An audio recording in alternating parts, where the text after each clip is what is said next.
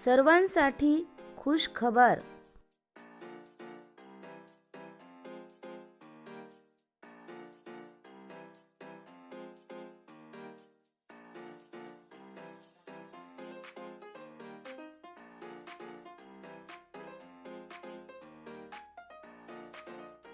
स्वाध्याय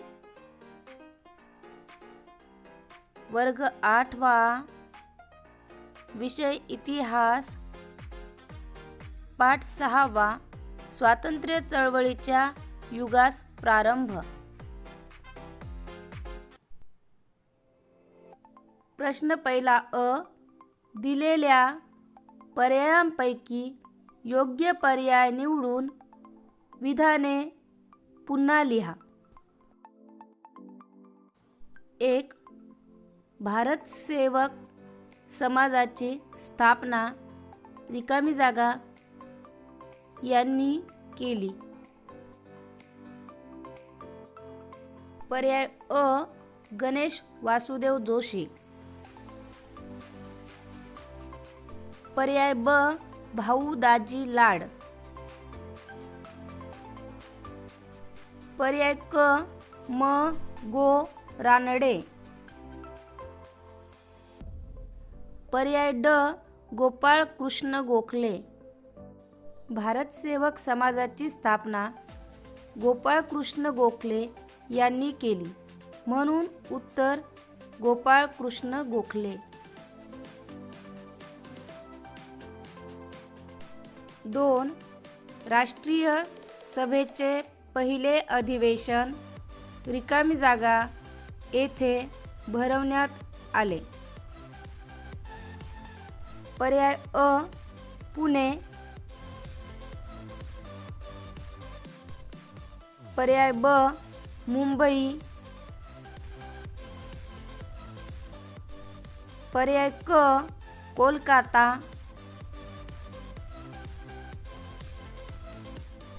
पर्याय ड. लखनौ. राष्ट्रीय सभेचे पहिले अधिवेशन मुंबई येथे भरवण्यात आले, म्हणून उत्तर मुंबई.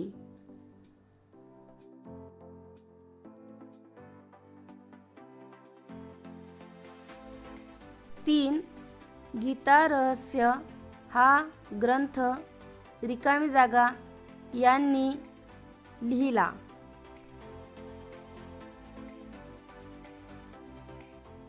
पर्याय अ. लोकमान्य टिळक.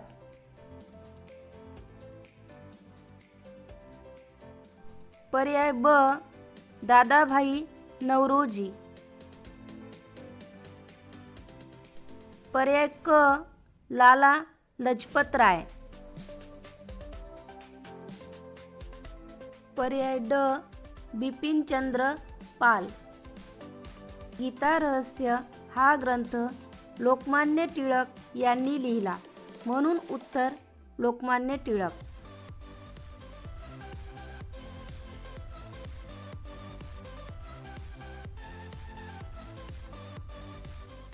ब. नावे लिहा. 1. मवाळ नेते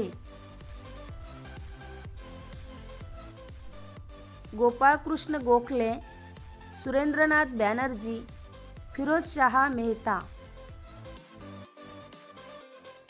2. जहाल नेते लाला लजपत राय, बाळ गंगाधर टिळक, बिपिनचंद्र पाल.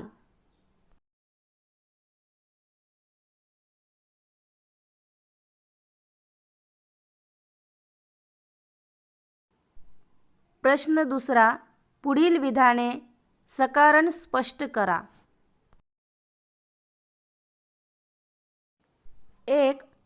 स्वातंत्र्य लढ्यात भारतीयांची अस्मिता जागृत झाली.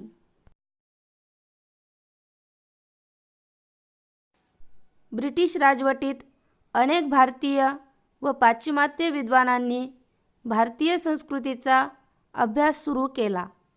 संस्कृत, फारसी आणि अन्य भारतीय भाषांमधील हस्तलिखिते तपासून त्यावरील संशोधन प्रसिद्ध केली.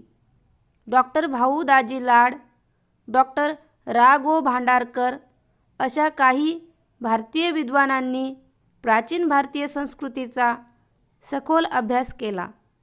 आपल्याला प्राचीन समृद्ध वारसा लाभला आहे हे समजल्याने स्वातंत्र्य लढ्यात भारतीयांची अस्मिता जागृत झाली. 2. भारतीय राष्ट्रीय सभेत 2 गट तयार झाले.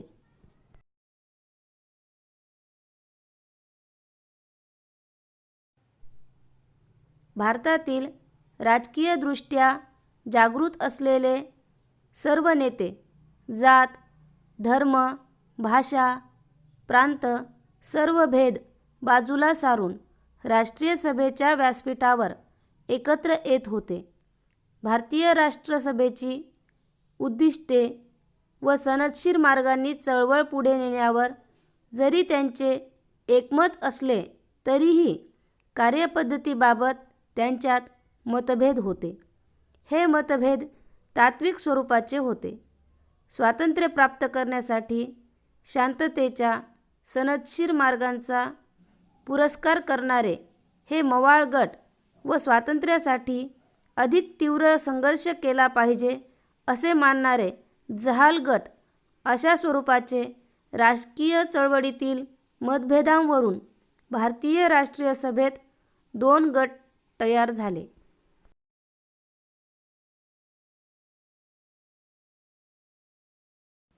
3. लॉर्ड कर्झनने बंगालची फाळणी करायचे ठरवले.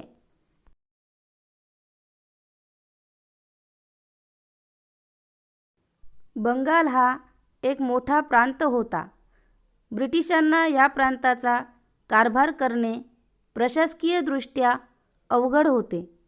ही फाळणी करण्यामागे प्रशासकीय सोय हे कारण दिले असले तरी लॉर्ड कर्झनचा मुख्य हेतू हिंदू व मुस्लिम यांच्यात फूट पाडून स्वातंत्र्य चळवळ दुर्बल करणे हा होता. म्हणून लॉर्ड कर्झनने बंगालची फाळणी करायचे ठरवले.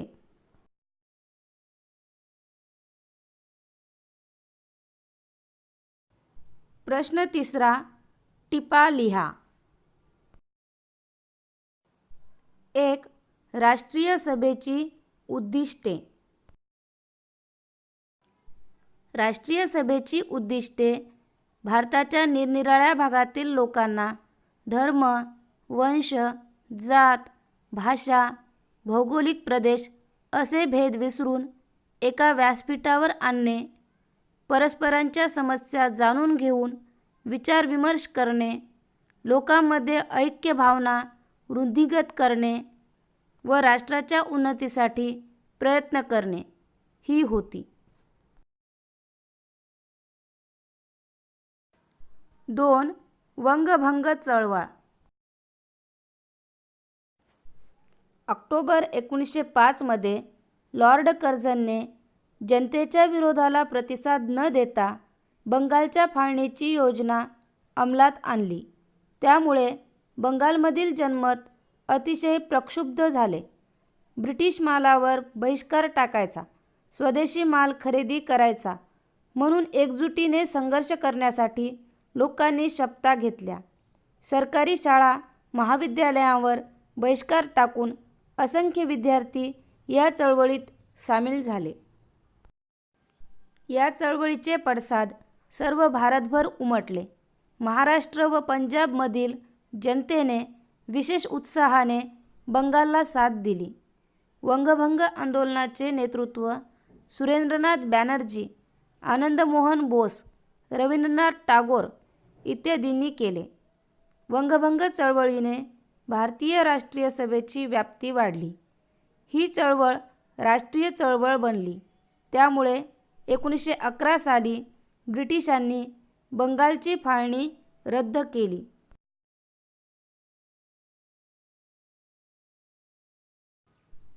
3.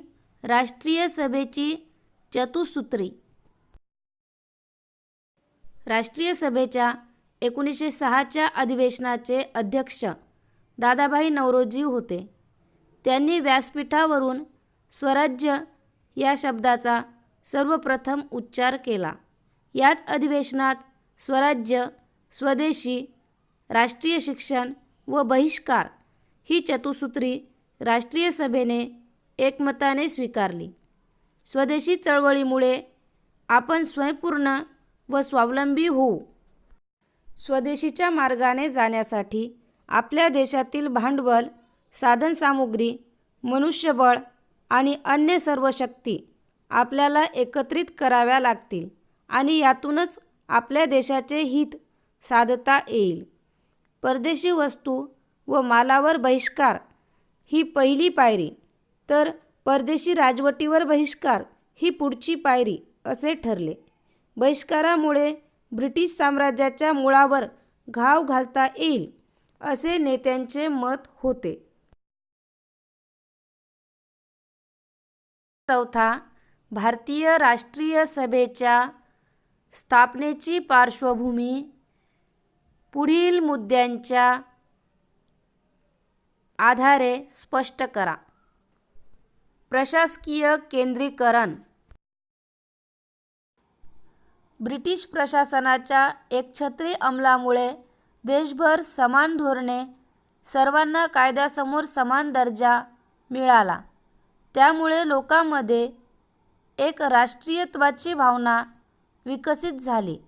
ब्रिटिशांनी प्रशासनाच्या सुविधेसाठी रेल्वे, रस्त्यांचे जाळे निर्माण केले. याचा फायदा भारतीयांना होऊन अनेक प्रांतातील भारतीयांचा संवाद वाढला व राष्ट्रभावना वाढीला लागली.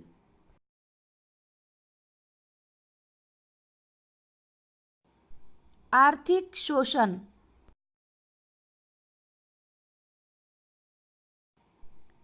इंग्लंडच्या साम्राज्यवादी धोरणामुळे भारताचे आर्थिक शोषण होऊ लागले. शेतकऱ्यांना नगदी पिके घेण्यास सक्ती, शेतसारा व दुष्काळ यामुळे भारतीय शेतीचा कणा वाकला. पारंपरिक उद्योगधंद्यांचा ऱ्हास झाल्याने बेकारी वाढली. भांडवलदारांकडून कामगारांचे शोषण होत होते. मध्यम वर्गावर नवीन कर लादल्यामुळे लोकांच्या मनात असंतोष वाढत होता. पाश्चात्य शिक्षण. पाश्चात्य शिक्षणाच्या प्रसारामुळे न्याय, स्वातंत्र्य, समता, लोकशाही अशा नव्या कल्पनांची भारतीयांना ओळख झाली. बुद्धिनिष्ठा, विज्ञाननिष्ठा, मानवता, राष्ट्रवाद अशा मूल्यांच्या आधारावर आपल्या देशाची उन्नती साधावी अशी भावना रुजू लागली.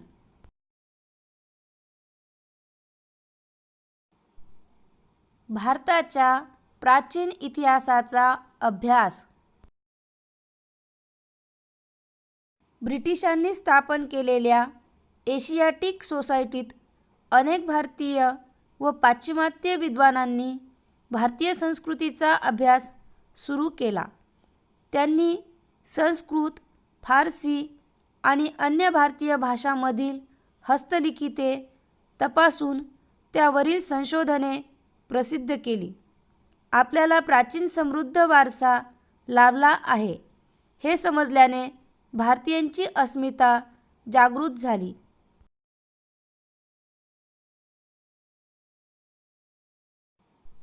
वृत्तपत्रांचे कार्य.